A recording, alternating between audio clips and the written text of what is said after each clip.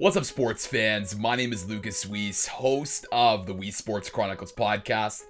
We got a great episode for you today. Next up is Brody Miller. He's the LSU Tigers Beat Reporter for The Athletic. In this episode, I chat with Brody about covering Joe Burrow, the 2019 LSU Tigers National Championship season, and his approach to covering tragedy. Brody was tasked to write about the family of a reporter that tragically passed away in a plane crash, and it's a wonderful piece in The Athletic. It was one of the best athletic pieces of 2020. And then we dive into Brody's sports media career, and he provides some excellent advice for young journalists looking to break into the industry. The Weesports Chronicles podcast is available on YouTube, Apple Podcasts, and Spotify, so make sure to like, rate, watch, and subscribe to all three of those channels. Now let's get to episode 101 with Brody Miller on the Weesports Chronicles podcast. All right, as I said off the top, I am pleased to be joined by Brody Miller. Brody covers the LSU Tigers football team for The Athletic, and he joins me live on the Weesports Chronicles podcast. Brody, thanks so much for coming on the show, man. Absolutely. Thanks for having me. How's everything going on your end? Oh, things are great, man. I mean, it's, we're a week out till Christmas when we're recording this, so still, as per usual. I mean, I know it's a bit different this year, but still trying to figure out, the last minute gifts, but, that's, what else is new? Yeah, I'm with you there. Absolutely, man. That's going to be a mad dash to the end. But hey, I think we'll get the benefit of the doubt this year because it's a pandemic, right? For sure. Well, listen, Brody, really excited to have you on the show. We'll get to various things in, your career and LSU and whatnot. But, I mean, I'm based in Toronto. Have your travels ever brought you to Canada before in your sports media career?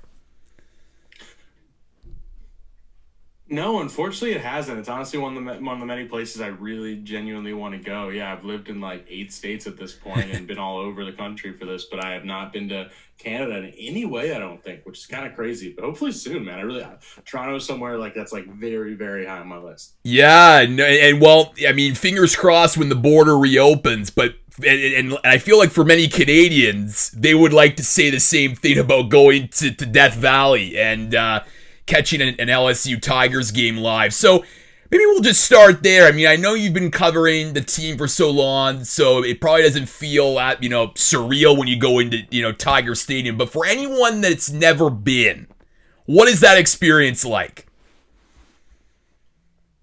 Yeah, I'm somebody who I went to Indiana. I'm from Big Ten country. I grew up in Jersey, so like I've been able to see like the Big Ten up close, the ACC up close, a bunch of different places, and so no part of me is like saying this just somebody who like wants to back the LSU or the SEC or anything like that. If anything, probably to the contrary. But Tiger Stadium really is, I think, I would say it's the best stadium I've been into, period, just in terms of it really does feel like a different thing. I mean, the adjectives you can come up with are kind of cliche, so it's like you almost want to avoid them, but it's deafening in there. I mean, it is like you feel like the world is just kind of collapsing onto the field a little bit. And it has that. My favorite stadiums are the one where the crowd's pretty close to the field. It's kind of on top of it, because there are a lot of more modern ones where it's a little bit like a space between, and it feels like more like a, I don't know, almost like how basketball, there can be a space sometimes in the NBA and stuff. And I think that's the thing I love about it. But also the key factor that makes Tiger Stadium amazing is that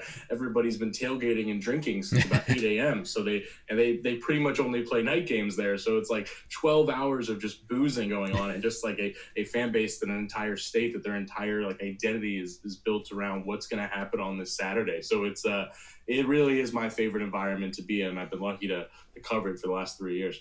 So if you're recommending, let's say, a few Canadians wanting to take a road trip down to LSU, I mean, do you get there Friday night? Do you, of course, participate in the tailgates? Like, what are some of like the key essentials for really enjoying an LSU football experience?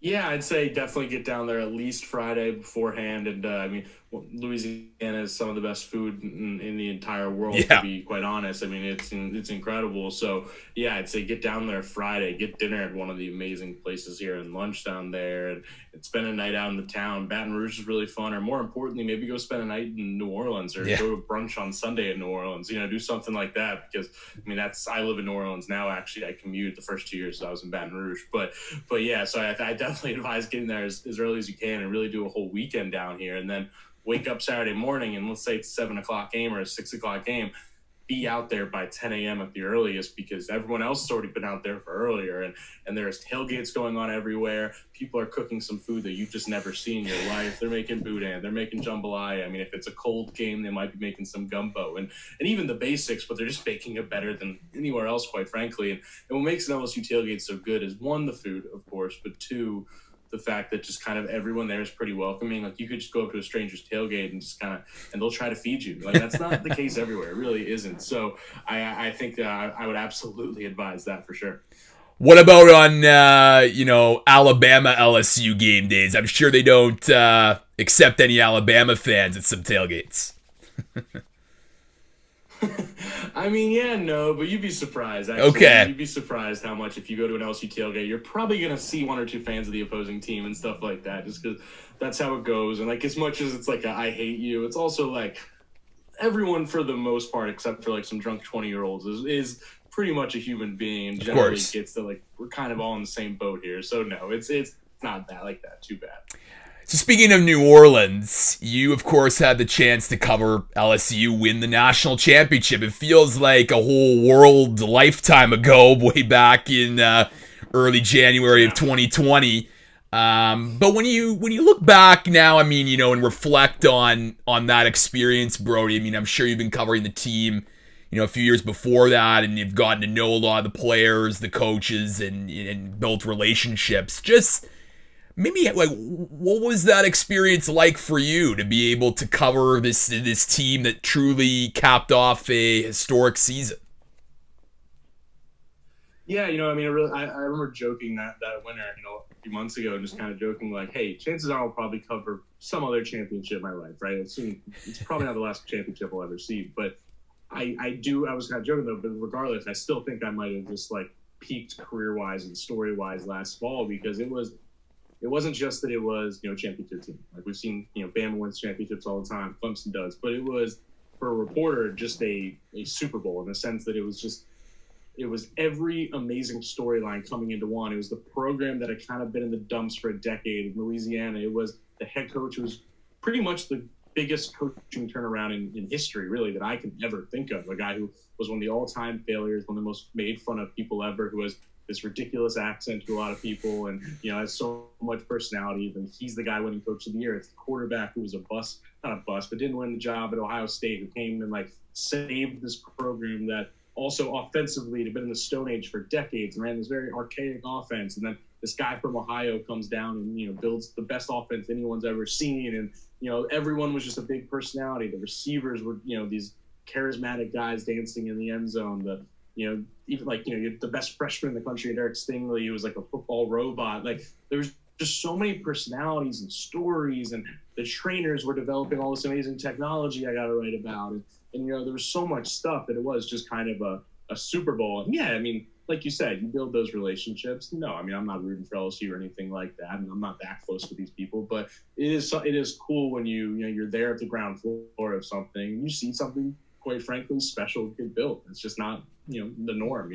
I got to see Joe Burrow come in, have an okay first season, and then you got to see these just pieces turn and these things come together, and all of a sudden it's like, oh, you were watching royalty. You're watching one of the best teams you will ever see, and you do have to kind of sometimes just stop yourself, step back, and just like soak it in. Not only like, oh, how lucky I am, but like, hey, look what's actually happening here. Don't get just like bogged down in the details of my day-to-day job and being like, what's their completion rate? No, just like enjoy it. And it really was a wild year. It was exhausting, but shoot, now they're bad, and this year's exhausting in a different way. So I guess it's always a trade-off.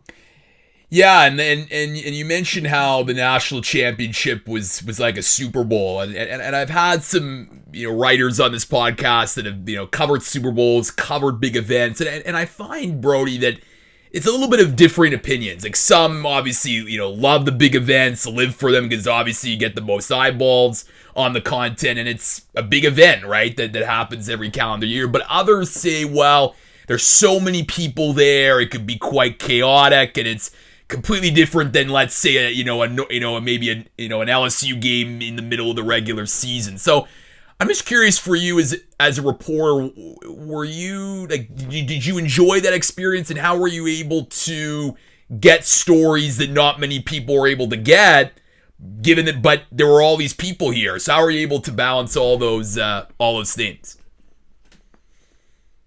Yeah, and for what it's worth, when I said it was like the Super Bowl, I meant the Super Bowl for a reporter. Like that whole season was one long Super Bowl for a reporter of like, don't blow it. But no, yeah, no. I'll be honest with you. I'm not just saying this. Like my favorite. I mean, I love writing features. It's one of my favorite things. It's like what I think I've got here on, and I love that part of it. I love all the nitty gritty parts of covering football, all that. But the thing I just like enjoy the most and get the biggest thrill at is just being at a scene and just like trying to find the story. And it's almost like a game in your head. You have to almost think of it that way, of like a puzzle you're putting together, and like, all right, we're all watching the same game, but how's this person going to go about writing the story?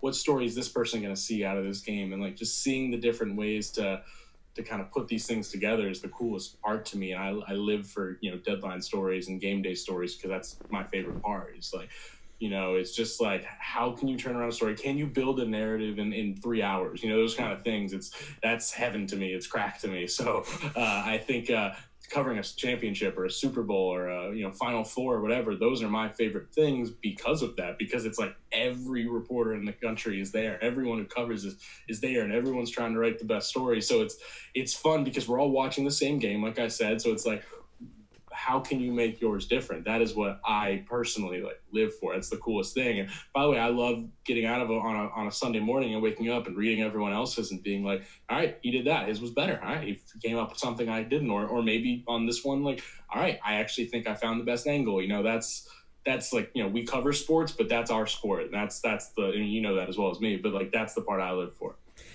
Absolutely. And look, you mentioned earlier how, there were so many big personalities on this team and so many big players that had been talked about throughout the season. Like, they just weren't talking about national championship night. Of course, Joe Burrow winning the Heisman, he was a big story. So, sort of speaking along the lines of making you stand out and being different, like, how did you approach that on, national championship night, trying to chronicle this really important moment in LSU history, but also making it a little bit different than your competitors, your fellow colleagues? Well, there's probably a longer story of my national championship day that I'll tell you off air sometime. Okay. But I guess the abridged version is that I probably was out too long the night before. Okay. Like an idiot in New Orleans, and quite frankly, I was on very little sleep, and this is the biggest event I've covered in my life, let alone as like the LSU beat reporter. So there's like a weight there to it, like a pressure. Yep. And to be really honest, I'm reporting that story, and I sat down to write it. And by the way, it's never happened in my life. I've never had a problem my entire life, like just cranking out a story. It's just it just kind of comes natural. I think if you do the work, if you do the reporting, the story's there. And that night, I had no sleep. Not feeling great, and I just froze. I actually just like couldn't write. I've never had this happen in my life. I got anxious. I almost like panicked. It was, and granted, I'm lucky to work at the Athletic where I don't have like an exact deadline necessarily, because I think if I worked at the the Baton Rouge Advocate, I don't know what I would have done that night, and I don't know if I would have had a story on deadline, but yeah, and I just had this like freak out, but I had spent so much time in the locker room, and I spent so much time covering this team, and I followed Ed Ogeron around, and I followed Joe Burrow around, and I had done all the work. And I think that's always my advice to anyone, really. It's just like, if you don't know what to write, that means you didn't do the reporting. This wasn't one of those times. I just like literally was freaking out. So I ended up like, having to like just walk away. I did like a walk around town because I just like needed to step away, and I went into my hotel room and ended up like, this is not made up. I didn't start writing that story until I think like 4 a.m. Wow. And granted, the game wasn't over till like midnight. I probably wasn't done reporting. I remember till 11, and the reporting wasn't. I didn't sit down anyway till midnight for what it's worth. But and then I probably didn't start writing until 4, and I thought it was the worst story I've ever wrote. But to answer your question, what I did that night was I tried to make it almost like a bunch of little vignettes and anecdotes about that night that told the story of this entire season, but in one night. The story of Ed, I think I led with Ed Ogeron walking around that field, and it's just like, I led with the story of Ed Ogeron, who, this guy who was written off was a failure, and then this very Cajun man who brought LSU a championship again, and then I cut to Joe Burrow walking around with a cigar in his mouth and a Big Dick Joe hat on, and just trying to jump around to the different parts of the team, and the punter who was at that 2011 championship where they lost 21-0, and like how now he's here, and tried to just really use the micro to tell the macro, and I think that's just one of the few stories I actually ended up being really proud of, which is funny because, like I said, that was a very long night in the morning. Don't worry, Brody. I won't follow up on the details of the night before. I'll save that for the after hours edition of the. I was just an idiot. I'll save that for the after hour edition. Hey, the game's not till 7 o'clock. Like, what's the worst that could happen? Of course.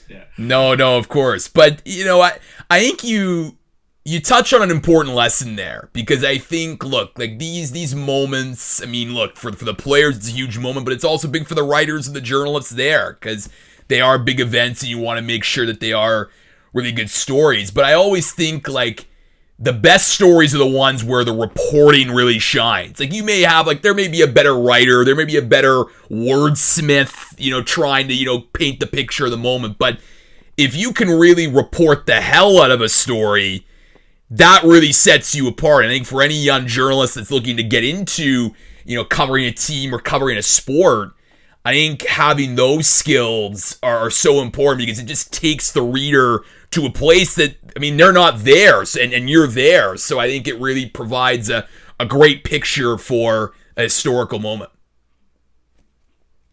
Yeah, no, you're absolutely right. I mean, I think a way I'd always put it is like, and this isn't directly to what you're saying, but I think there's something there that connects. And it's like, I remember hearing Wright Thompson once get asked what his favorite story was ever, and he kind of thought for a second. He's like, here's the problem. He's like, by the time I write any story, I'm so just over it and exhausted with it and like poured over it that like I hate it and like I don't care about it. I never want to see it again. And I'm not saying like you should be that, but it's like you should report something so well that you actually are just like sick of it and tired of it, and that you should report it so well that you don't feel like you have any. This is going to sound weird, but actually there's something to this. And tell me if this doesn't make sense. So please be honest. But like, I feel like I try to report it so well that I feel like I don't have enough. Yeah. Because I know it so well that none of it's new to me. Does that make any sense? Like, no, that does. New to me anymore because that does. It makes perfect sense, because I think like for so many writers, right? Like we are in the story, right? Like we're writing, we're reporting, we're interviewing, and like we don't look at it like a normal reader that's just seeing the published product and that's it. They don't know the process, and I think a lot of writers, like even the stories that we publish, we second guess all the time, and we make sure, that could have been better. That this phrase could have been better. So that totally makes sense to me, and I think a lot of writers. And it's like, and it's not like, because I think when we're reporting something often, we fall in love with a detail or something cool, new we heard. And it's like, keep reporting till you're at the point that you're not just like reciting a quote and you're not just retelling the detail, but you can step back and you're not just reciting your notes. You know it so well that now you are just writing the story of what happened. And I think that's the best advice I ever got as a reporter, is kind of that, just to like, know it so well, report it so well, and then throw, at least for your first draft, like throw your notes away. Honestly, just do it and just write it like you know it, and tell it like it's fact and tell it true. And then like it will actually be better writing, because you're just writing what you know, and you're writing like the parts that are probably like dug into your stomach a little more because they mattered to you. And like that, I know it's like very vague, abstract advice, but like to just like write from your gut. But I believe in that. Yeah. You, of course, had access to covering Joe Burrow's historic, Heisman season 4 for LSU, and of course now Joe's with the Cincinnati Bengals, and here's hoping he has a speedy recovery to those horrible injuries. Yep. But I mean, look, what a historic season at LSU, and then of course you mentioned earlier capping off with that epic cigar in the locker, looks like a real gamer. That that's the lasting image I feel like you get from Joe Burrow in the national championship. So when that moment, it's sort of become a meme or an internet moment. It certainly blew up that night, but. Were you surprised at that, like knowing Joe's personality that he would do that? Because for me, watching from afar, like this is someone that's obviously hyper competitor and just someone that, look, I just won, so crack out a cigar and let's celebrate. Yeah, it's a great question because Joe, I actually just like really enjoyed like diving into Joe because Joe is. This is not an exaggeration. Like, we'll see what his NFL career becomes, and the injury, obviously, of course. But like, I think like Joe Burrow, is one of those just like alpha personalities that we glorify in sports. Like, literally, your Michael Jordans, your Tom Brady's, Bill Russells, those people who are like so compulsively competitive, it's almost unhealthy. Like just those personas that like just are bigger than what they're doing. And Joe is fascinating because Joe's kind of awkward in some ways, but also super charming at the same time, and like not very social and kind of like. Everyone loved Joe, but like Joe just kind of like kept to himself. Only like 3 teammates ever even saw his apartment. Like his life was just obsessing over football, like a Tom Brady in some ways, and like literally just watching film, working with Joe Brady and the receivers, and just like trying to perfect this. It was, he had fun in the off season, of course, but like he more than most people I know, he was like that. And he is that competitive, and the stories are epic of him just like saying things on the field, the trash talk, but like he means it, and like and just firing up everybody because he's just so ridiculously focused. But he also, the thing that works in tandem with that competitiveness is he is the most confident human being I've ever met, and not in the trash talk way, not in the I'm like cocky way, but like in just he just inherently believes he is the best quarterback in the country in the NFL. Like he to his core believes that, and that's where that competitiveness comes out of. But because he's so focused and so confident, he's just like grind all the time. But I also always knew that like if he ever really got it, if he ever got to that point, like the championship, the whatever, like he was gonna enjoy it, because he is that confident and that like believes in himself. So I knew the second one, that title, he was going to just like lean into it because it was over. He could finally just like turn that part off for a little bit and just enjoy it. And I know he had a very fun night that night. And he, just like, you could even see him on the sideline during the game. Like they were playing neck on them and he was just like, bouncing up and down. And he like pointed to his ring walking off the field after one of his touchdowns. Cause like, he was just like, he was going to enjoy it because after everything he went through, like he was just going to lean into it. So I wouldn't say I was surprised, but it was kind of confirmation of everything I believed about Joe.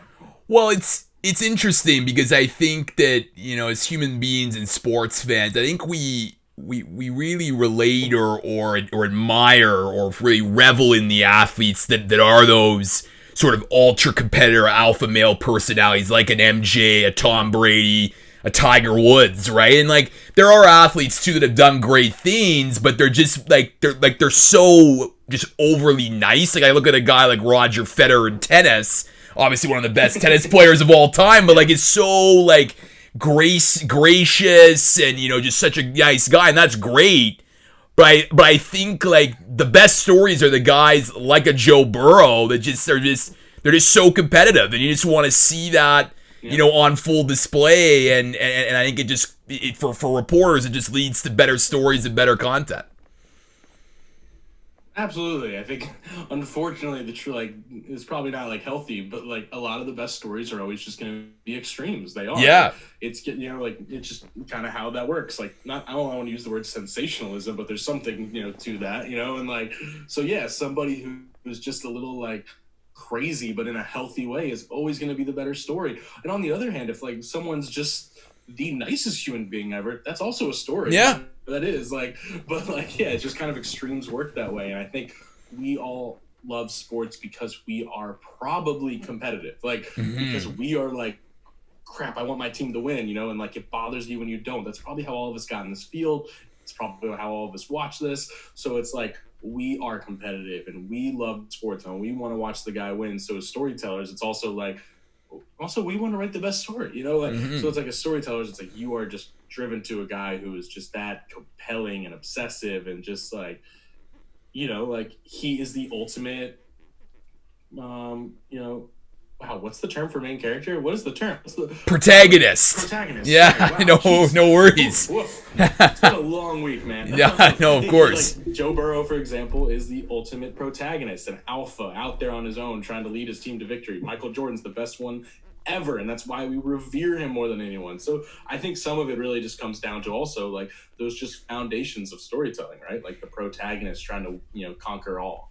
And speaking of perhaps another protagonist, Ed Ogeron, and you mentioned earlier that fantastic accent, and I remember a couple buddies of mine watching that LSU Alabama game and seeing that Insta Live of him, like the post game chant that he did with his guys. Like you can't help but get excited after that. So I guess to sort of carry along the lines with Joe Burrow, like do you think he found the perfect match with a head coach with Ed Ogeron, who's also very competitive and also just very passionate? Yeah, it's a good question. I don't know if there was necessarily anything to like they were perfect for each other in any kind of personality way and stuff like that. Like, I don't know I think sometimes things just work. But yeah. I think it was a good match. I'm not arguing that. But I think what makes that story so good and like those two together so good is it's two people who were absolutely at the crossroads of their careers and their lives, quite frankly. At the time, going in summer of 2018, which also happens to be right when I was starting to cover LSU, Ed Ogeron was undoubtedly on the hot seat. Nobody thought he should have got the LSU job. He had a disappointing first year, and it was like he lost to Troy the year before, and most people, didn't think he was going to last that year. And then you have Joe Burrow, didn't win the job at Ohio State. It was pretty much his last chance, and it was like these two people who basically bet on each other, just like put all their eggs in each other's baskets, for lack of a better term, and said, like, let's do this. And I think that's what makes that even better. Like you're saying, it's just these two guys who needed each other, and they had the best season that I've ever seen. So it's just, it really is amazing in that sense. I want to shift gears and talk about a piece that you wrote that actually was included in the Athletics Best of 2020. And the title of it is "You Will Get Through This: How Two LSU Families Persist Without Carly McCord." And for those of you who don't know the story, of course, Carly McCord was a reporter who tragically died in a plane crash. I believe, Brody, correct me if I'm wrong, like this was en route to the Peach Bowl, correct? Correct, yep. Yeah, so I mean, obviously... they were... Go ahead. Sorry, yeah. Go ahead, yeah. Yeah, no, they were literally... They were 6 people were popping on a small plane to Lafayette to go, and her father-in-law was the LSU offensive coordinator, Steve Ensminger, and she was flying to go see him coach in this game, and then, she didn't make it. So... I mean, obviously, this, you're someone that said earlier how, features are sort of your thing that you really love to write these features, but obviously when tragedy's involved, it's can be quite challenging. So I'm just curious for you, when did you just think about like, okay, I'm going to write a story about this moment? Because obviously this is, during national championships, so you're not going to probably write right after the fact, but you definitely probably wrote it out, off season and just started and then got published this year.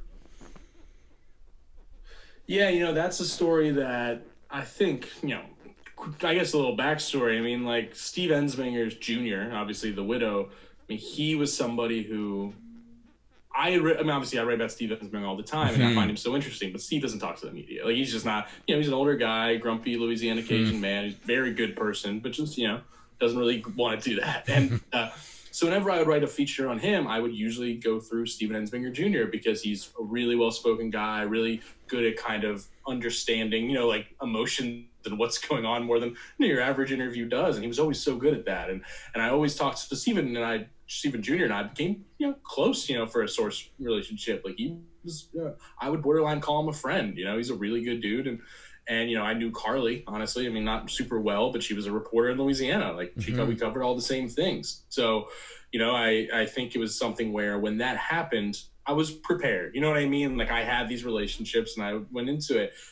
And then, the day after that came, I pretty much, and I wrote a story that night, of course, but I knew immediately, I'm gonna take some time. I'm gonna wait a while, but I think this is a story I have to pour myself into. And also, like, if I'm just being honest, I'm always driven to stories of grieving. I am. I lost my mother when I was 19. We all have our losses, of course. But, I always love those stories because I can connect to them and I can relate to them. And another great piece of Wright Thompson advice is, like, every story, basically fuck bias. Screw being unbiased, because it's like every great story you write is probably about you in some small way because you understand it, and yeah, so I think I waited a few months and the pandemic hit, so I didn't want to do it right away, but it was kind of like, well, I don't think the pandemic's going anywhere. So I just kind of reached out, and Steven, luckily, I had the relationship with Steven. He understands what I do and how I do things. And I was just like, hey, man, I want to do this story that really captures Carly, and more importantly, also captures what you're going through.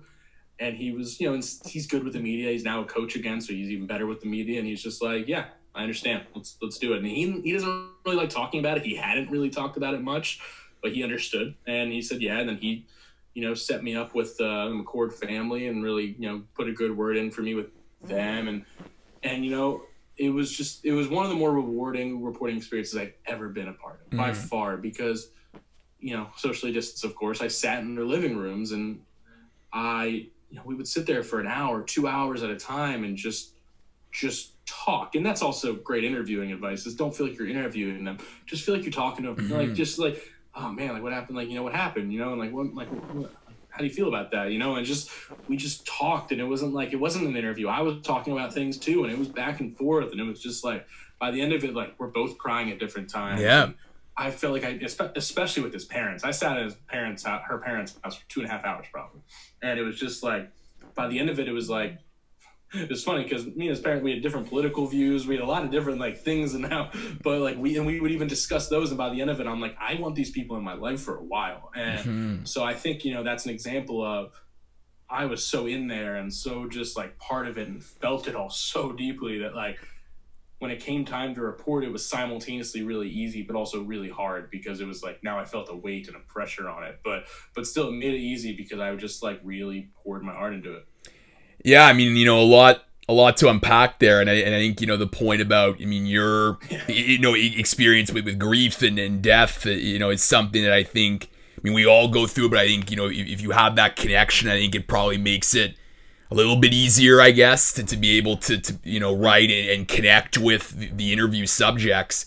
And then I think the second point is just the fact that socially distanced, of course, that you could be there, and like I did a video feature for one of my, journalism assignments at school. And it was one of the first times in 2020 since the pandemic started that I got to speak with someone socially distanced. And it's just so much better than Zoom. I mean, like, as much as Zoom is, I can get anyone, around the world, you and all my other guests, the fact that you could just be there in person and set the scene, which you did a really good job of in your piece, I just think it provides so much color that, a Zoom conversation just can't do, because you're just staring at a webcam or a computer screen. So I think,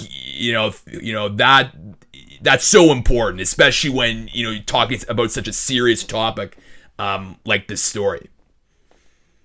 No, I mean, there's a whole other tangent we could go on just about reporting in 2020, to be honest. Yeah. You know it too. It's just like, yeah, I mean, it's been the least, granted, I got to do that story and I really enjoyed it. Now, it was, like you said, probably the most rewarding story I've ever done. But if you take that out of it, this was the least enjoyable or rewarding year of doing this job I've ever had, because of the things you're saying. Like, I'm not connecting with these people the same way. And that goes, that ripples out a lot of ways, like player interviews at LSU, and we're normally sitting around a table and like talking to guys, and I can just like pick someone's brain while no one else is talking to them. Like, that's gone. So you're only talking to them over a Zoom where like it's your turn to ask a question and all these things. And I so that's not personal at all, and that's, so now like that hurts you. And then it hurts your ability to get story ideas because you're not talking to people and you're not around the facilities. So you're not getting that kind of stuff. And, or any good interview you do for a feature, it's probably on the phone and just like, or Zoom, it's just, it's very impersonal. And I think it's made this year, it's no one's fault. I don't blame anyone, not poor me, but it's just made this year really kind of unfortunate in that sense, and just because kind of it's tough. But I was lucky with that story to be in person, to do those things, and I could actually get closer, and that shows the difference.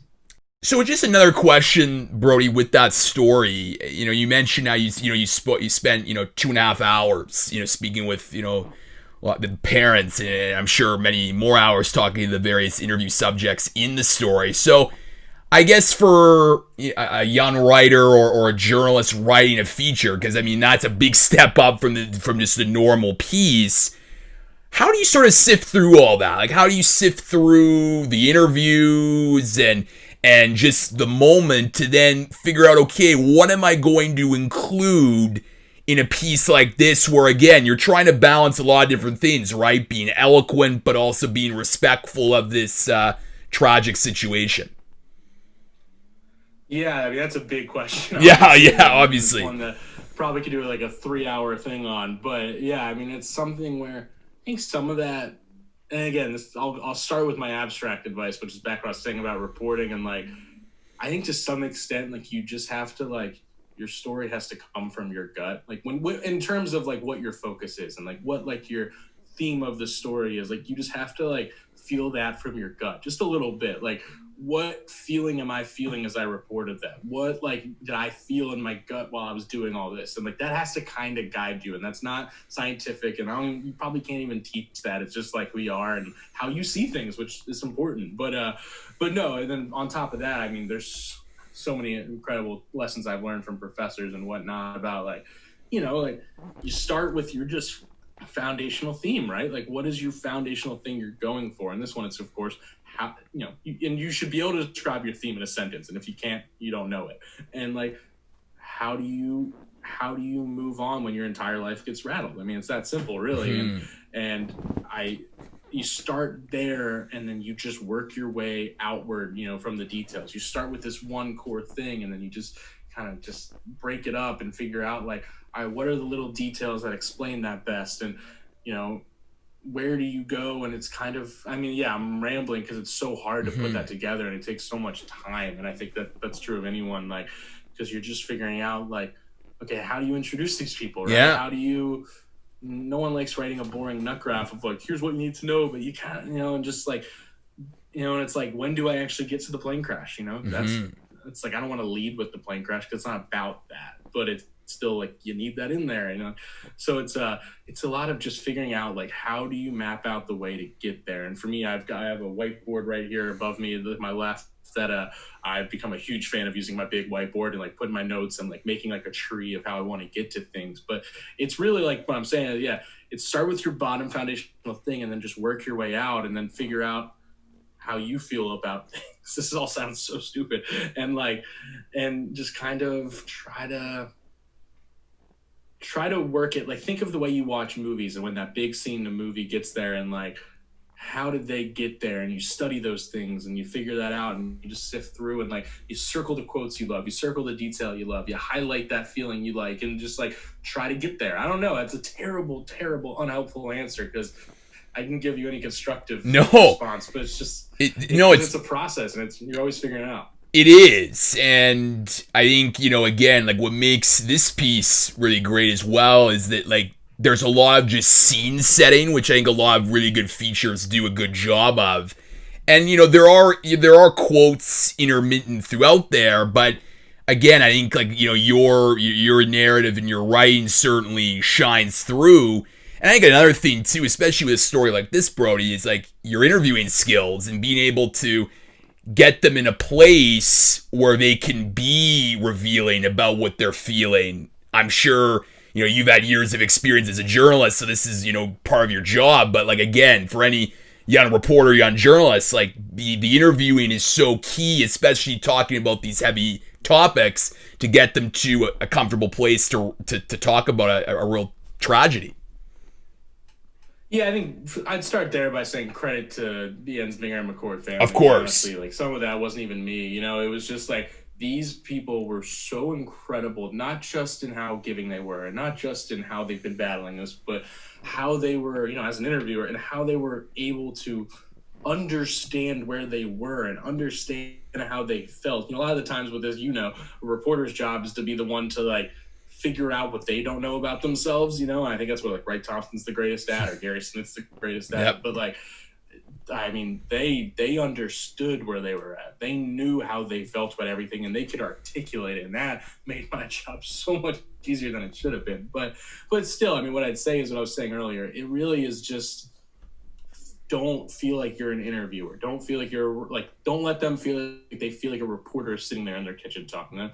Just be a guy, be a dude, be a person, just like, who's just like, put your notebook away a little bit, and like don't make your recorder obvious, and just like lean forward and listen to them. Be like, hey, yeah, like what was that like? And it doesn't have to be some grand, interviewee question, but just like, talk about that and just like let them tell you. And just, I think it's all, I think empathy and relatability are the most important things in an interview, where it's not about how good you are at asking questions. It's not about like, do you have the right angle of the question? It's just like, be empathetic, because then they'll tell you more and they'll trust you and they'll take you where the story, and listen. The number one thing is listen. Don't have your list of questions like, and hey, for what it's worth, you're great at this, it's just like, listen to what they're saying and then ask a follow-up. And I think those are just like the simplest interviewing pieces of advice ever, but they mean everything. I want to end with talking just a little bit about your career journey before the Athletic. I mean, you've had, you mentioned earlier you graduated from Indiana University. You had stops at the Pittsburgh Post-Gazette, the Indianapolis Star, the Clarion Ledger, NOLA.com. And I feel like that's a common path for a lot of journalists, Brody. I mean, you have to go, different stops to get your reps, and a lot of traveling to different places before you end up at, your current opportunity, current job at the Athletics. So I guess for you in your career, I mean, what have been how has that journey sort of shaped you as a journalist, and just being able to, take, a lot of knowledge and skills from the various different places in just shaping you in your current role today? Yeah, that's a great. I mean, I think I start with the fact, honestly, I was really fortunate, and I hated it as a kid, but I was very fortunate to have had to move like 3 times as a kid. Move from like Ohio to California to Jersey, then Indiana, and I hated it, but it makes you kind of malleable, and it makes you pretty. Code switching sounds like malicious, but like kind of be able to adjust who you need to be around different people and empathize and just like, meet and be social, but not, I'm an introvert probably, but like, but I can be social when I need to be. And I think those skills were really important. And going to college in Indiana, despite growing up in Jersey, and those kind of things really help. But career wise, I think I will be the first to admit I'm the luckiest person in the world with how my career has gone, but it also it's a lesson in the sense that like, network. I mean, like, don't be like that creepy person who's pushing too hard to network. No one likes that person, and they sniff them out immediately. Yeah. Like, I made really good friends organically, not like intentionally, but made really good friends with the IU, like the professional IU reporters in Bloomington, when I was a college kid, and they became my friends. And then when it came time for internships, like they, put in a good word with me with some editors. And I mean, shoot, like when I was finishing up my internship at the Indy Star, summer after I graduated, I was probably the plan was probably for me to just like stay on as like an extended intern for another year. And then the Clarion Ledger had an opening, and that editor used to be good friends with my buddy Zach Osterman, who's the IU reporter still at the Indy Star. And apparently Hugh Kellenberger is now the executive college basketball editor at the Athletic, but he was the Clarion Ledger editor. Send a group text to friends like, hey, I have like 2 weeks to fill this job or it's going to go away. Anyone know of anyone young and cheap?